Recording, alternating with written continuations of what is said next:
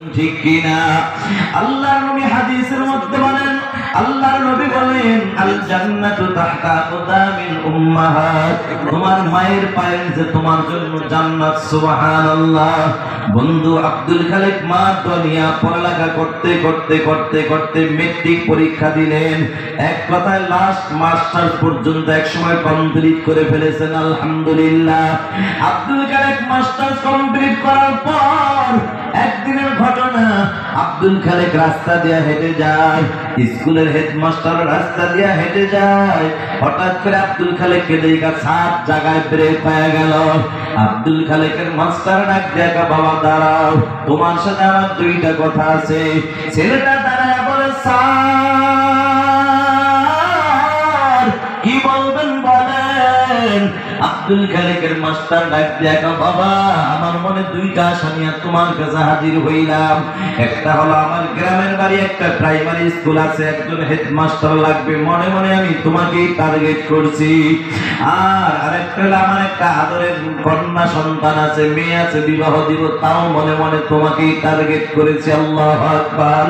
বাবা বলো তুমি রাজি কি রাজি না? ছেলেটা দাঁড়ায় শুধু চোখের পানি ছেড়ে দিয়ে কান্দে, ডাক দিয়ে কয়, স্যার আমার বাবা নাই, আমি বুড়ো এতিম।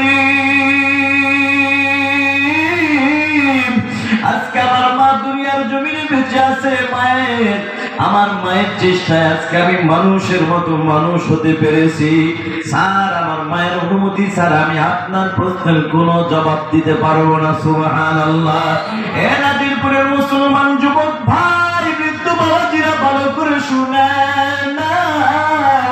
আজকে আমাদের বাংলাদেশে কিছু কপাল পরা যুবক পাওয়া যায়, এরা মার পার নিচে জান্নাত ঘোষণা শোনা সত্ত্বেও মার পার নিচে জান্নাত খোঁজে না। বিবাহ শাদী করার পরে মাকে বাদ দিয়া শাশুড়ির পায়ের নিচে খুঁজে জান্নাত আছে না নাই? মাকে বাদ দিয়া শাশুড়ির খেদমতের বড় পাগল। এরে কপাল পরা যুবক ভালো করে শুনে না, আজকে তোমার যেই শাশুড়ির জন্য এতটা পাগল, আল্লাহর কসম করে বলো, বললো ভুল হবে না। তোমার ওই শাশুড়ির স্বার্থে যদি কোন রকম ব্যাঘাত, একটা স্বার্থে যদি ব্যাঘাত ঘটে যায়, তোমার ওই শাশুড়ি তোমার নামে মুলাদি থানায় মামলা দিতে মোটেও চিন্তা করবে না। কথা বলেন ঠিক কিনা? কিন্তু যুবক, তোর জনম দুঃখিনী মা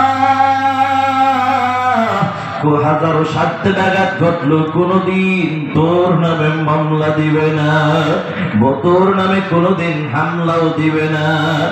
এ যুবক ভাই, এটার বাস্তব প্রমাণ হলো, তোর মা যদি দুনিয়ার জমিনে বেঁচে থাকে রে যুবক, তোর মা যদি বেঁচে থাকে, এই অবস্থায় যদি তোর নামে কেউ যদি কোনো কারণে একটা মামলা দেয়, যুবক রে, তোকে যদি পুলিশে ধরার জন্য বাড়ির চতুর্দিকে এসে ঘেরাও করে ফেলে, এমন সময় তোর বৃদ্ধা মা যদি জানতে পারে তোকে পুলিশে ধরার জন্য আসছে, যুবক রে দেখবি তোর বৃদ্ধা মা একটা দৌড় মেরে রাখতে, বাবা তুই এখানে দাঁড়া, তুই কোনোভাবে ঘর থেকে বের হবি না, পুলিশের সাথে যা বোঝার আমি মা বুঝবো, তুই ঘর থেকে বের হবি না।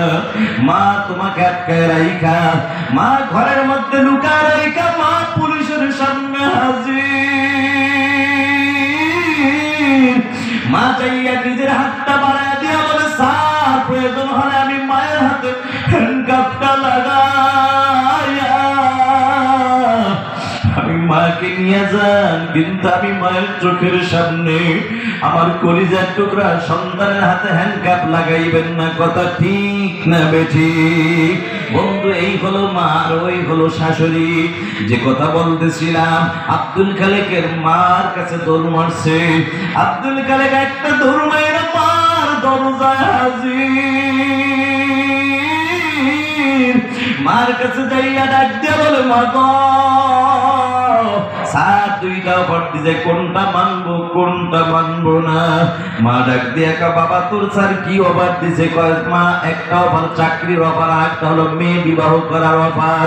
মা ডাক দিয়ে, বাবা তোর স্যার চাকরির অফার দিছে, যা বাবা চাকরি কর, কোনো টেনশন নাই, তবে তুই মনে করিস না তোর পড়ালেখার যোগ্যতা দিয়ে সার্টিফিকেট দিয়ে তুই চাকরি পাইছিস না।